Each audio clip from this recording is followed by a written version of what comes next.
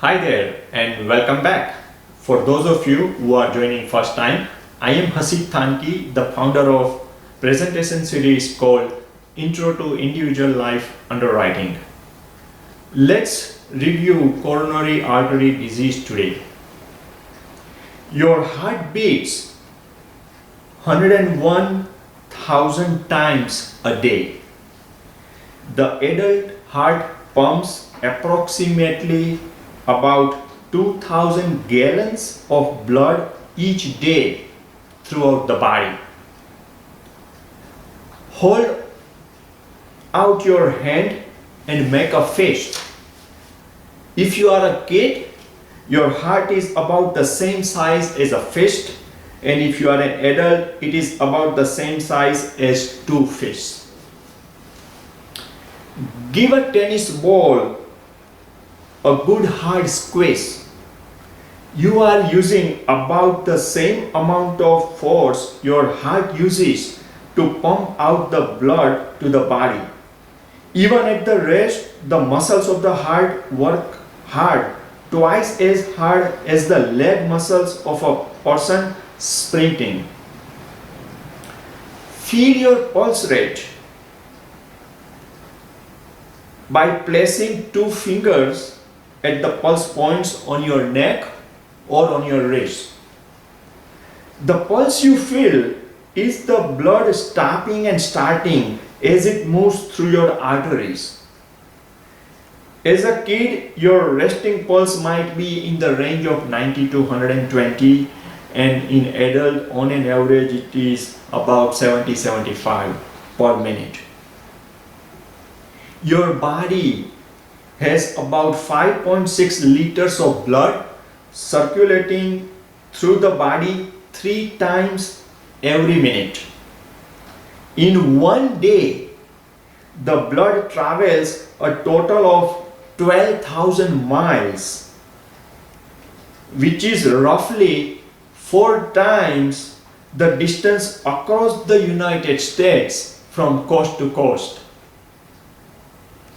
Your system of blood vessels, arteries, veins, and capillaries is over 60,000 miles long. That's long enough to go around the world more than twice. The aorta, the largest artery in the body, is almost the diameter of a garden hose. Capillaries, on the other hand, are so small that it takes 10 of them to equal the thickness of a human head. So, how do we underwrite coronary artery disease? There are pertinent aspects, as I assume you all know how our heart works, the anatomy and physiology. So keeping that in mind, there are few things that you may want to pay close attention to as you start with your initial workup, reviewing the life application, and or as you go through the medical records, whether it comes through the cardiologist and or through the primary care doctor, because there are lots of details you will see from different resources throughout your underwriting process, and you may want to pay close attention to those details. First and foremost, while underwriting coronary artery disease, the question you may want to ask in your mind or keep in your mind is the fact that how much myocardium has already been lost. How much myocardium has already been lost. So this is the key aspect that you want to consider while underwriting CAD or the coronary artery disease. So we know heart functions as a pump, maintains the unidirectional blood flow, 4 chambers, 4 valves, and it has electrical system in place to drive the mechanism. But there are data proven to indicate that the ejection fraction is the key when it boils down to the amount of myocardium that has been lost.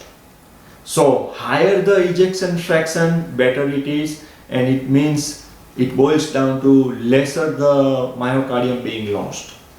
and other way around. If you have a lower ejection fraction, okay, that means you have ultimately higher the amount of myocardium being lost.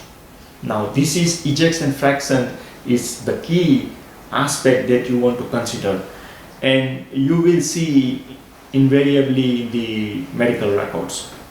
Now even looking at the resting EKG where you see the significant Q wave, that is another indication to figure out what is the amount of myocardium that has already been lost. Okay, so this is one of the key aspects that you want to consider as you underwrite CAD cases.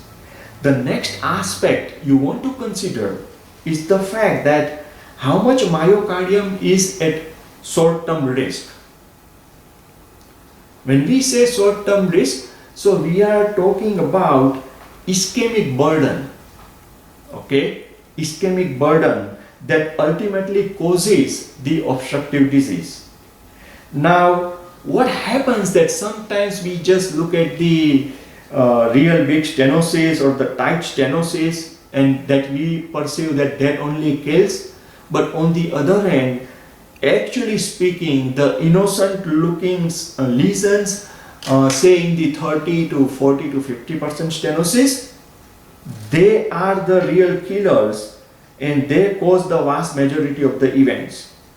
So what the research suggests and indicates that what we want to look for is not only the quantity of the plaque, but we want to look at the quality of the plaque that ultimately leads to the obstruction or the coronary event.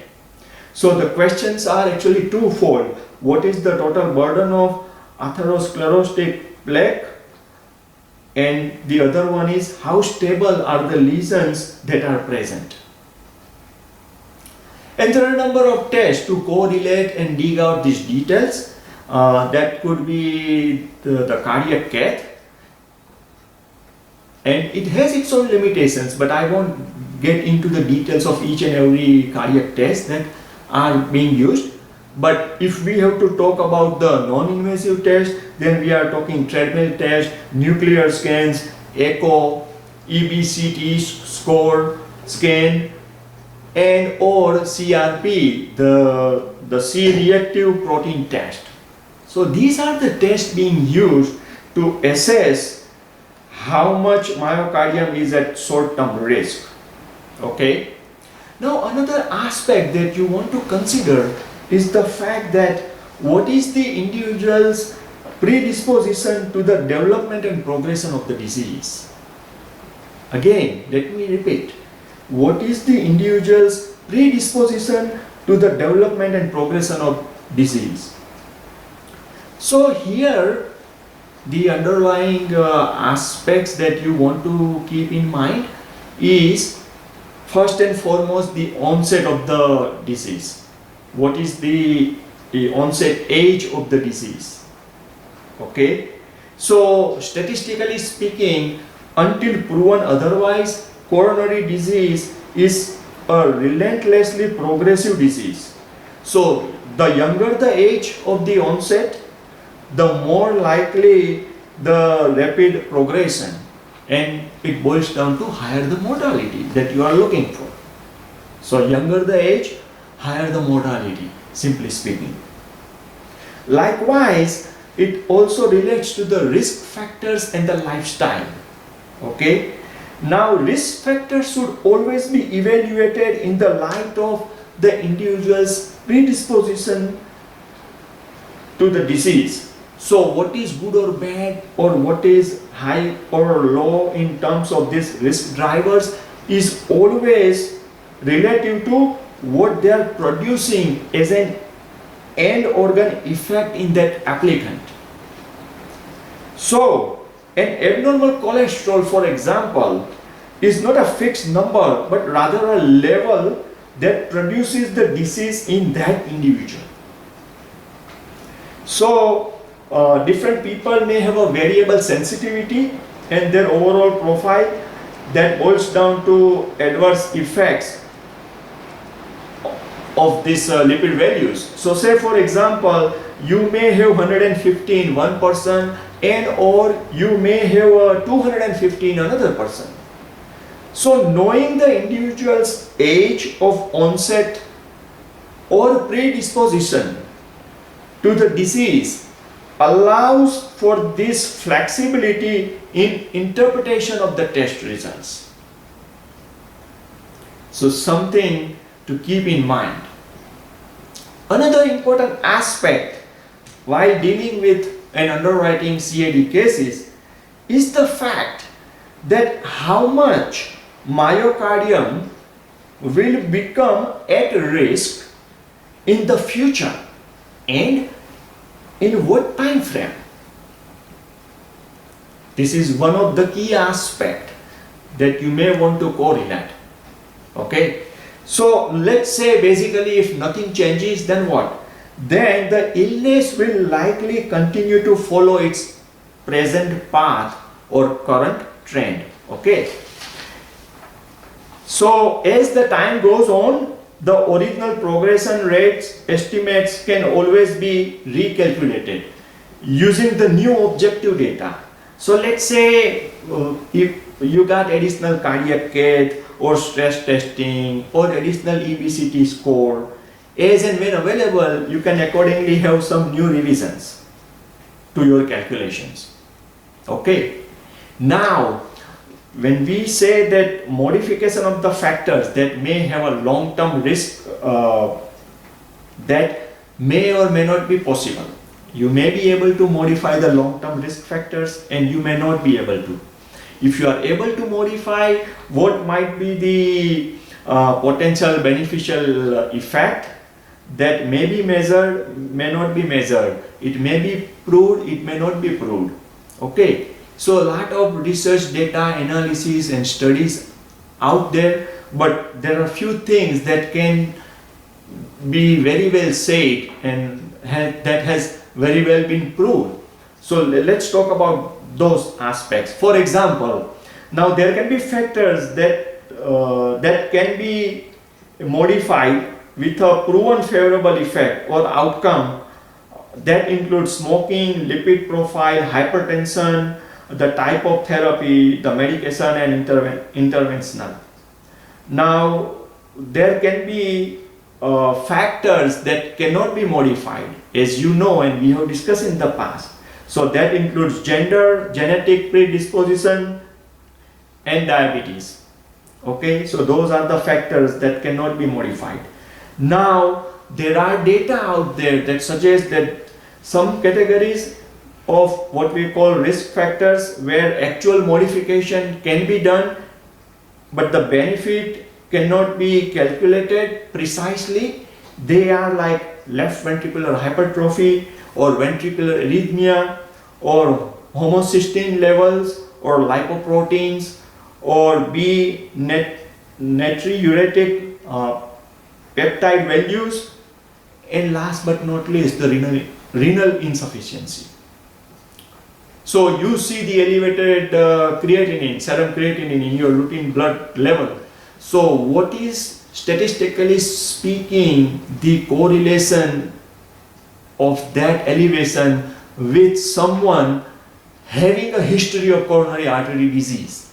That's what we are talking here. So lots of factors to correlate. Coronary artery disease is a complex case that you may confront to underwrite on a given day, and you will see frequently cases like this, and there is no easy way out. You need to correlate the complexities of these multiple ifs and buts and caveats and variables and availability of the data out there to jot down all these details, connect the dots to move forward. So obviously when we say that these are the aspects that we want to pay attention to, you reviewed the life app, you reviewed the medical records, you have in mind these are the important aspects that you want to consider and pay attention to. Now what? So as you have done some basic homework, then you need to pay attention to certain details to jot down and arrive at what you are ultimately trying to accomplish. So in that, pay attention to things like, as you review the medical records and or the life app, or whether on the whatever sources you have in the file, what is the age at onset of the disease? Look for the ejection fraction. Okay. Now look at the coronary artery disease. So you know the anatomy. So are you dealing with the left or are you dealing with right? Are you looking at left, dealing with left? If so, are you looking at left main or left anterior descending, or are you looking at circumflex? Are you looking at a primary branch, primary or the branch arteries? Those are the details you want to pay attention to, because that you can plug into your final assessment. What is the percentage of stenosis that you have in the medical records? Has the insured had surgery? If so, then what was the nature of the surgery? Stent placement, bypass, or did doctor decide to go out with medications only for the time being as a course of treatment, and doctor recommended risk factor modifications? Those are the details you want to pay attention to. Let's assume that surgery was done. So post-surgery, do you see any stress test, any cardiac workup or evaluation in the cardio records that you have in front of you? What is the time frame? Post-surgery, do you see any ischemia? Those are the details you want to look out for. There will be cases, and you want to ask yourself, do you have the coronary artery calcium score in the file? Okay. Do you have original cath? Invasive, non-invasive, different tools you may be confronted with and different scenarios. So do you have the original cath report, or the heart cath? Do you have the original stress test, myoperf image, or the wall motion study, or the exercise test without image, or the EBCT score, or how does the CRP test, what values you have in the lab? Or what do you see on the resting EKG? Can you compare what you have in the APS versus what you now have as a routine requirement based on the age and face amount? Or say you ordered for a cause given admitted history on the application. Do you see current anti-pro BNP on your lab profile? Does your company allow you to do that? Which nowadays majority of the companies are doing that. How does the current hemoglobin A1C look? Do you have in your blood profile? If not on your blood profile, do you have it in the APS that you ordered or you are reviewing? So those are the details you want to pay attention to. How old are these tests or the workup? How current are these tests or workup? That is something you also want to pay attention to. Do you see the progression of the disease? Are you looking at a scenario where there is a restenosis in the medical records, regardless of whether admitted on the application or not? Because sometimes using the human psychology, the cardio doctor or the primary doctor may not even tell the patient. They will just say that you are having a chest pain and we are doing whatever is needed to be done. So it is not that customer is hiding anything. Customer may not understand the anatomy or the physiology. It is our responsibility. So we need to look out for those details and correlate from what we have in the medical records to what has been stated on the app and or the paramed exam and or on the phone inspection. Okay, so those are the things you want to look for. And when we talk about the progression, needless to say that you look at the nicotine smoker, non-smoker, the blood pressure readings from the records as well as from the exam that comes with the lab profile sometimes, and likewise the lipid profile as well. There could be independent other aspects like, are you dealing with only CAD, or is this insured having a history of arrhythmia, irregular heartbeats? If so, find out what are those, how frequently, all those details, try to connect. Likewise, diabetes per se is a big concern, big issue. So is this insured diabetic, pre-diabetic? Those are the details you want to ask. Myocardial infarction. Now probably your customer has had ischemia, not the actual infarction, and the doctor took immediate steps to proceed with the surgery. So he may not actually have had the MI. So you want to look out for those aspects in the medical records. Is he having a history of sleep apnea, obstructive sleep apnea, cardiomyopathy, valvular heart disease, coronary spasm, or variant angina, or you never know, he may have a ventricular aneurysm. So lots of details. There are lots of complexities, lots of variables that you want to correlate and pay attention to. Okay? And as I have stated in my first session, that to underwrite means to correlate. So at the end, what you do is you correlate all these details from different sources, follow your life underwriting manual that your company wants you to follow, and in addition to that, make sure you make the fine tuning by referring to your company specifics. Okay? So I did refer earlier that heart has the electrical system in place and that drives the mechanism. So let's stop here as it relates to the coronary artery disease, given this is just the introductory session, and when we meet again we will start with resting EKG. Take care. Bye now.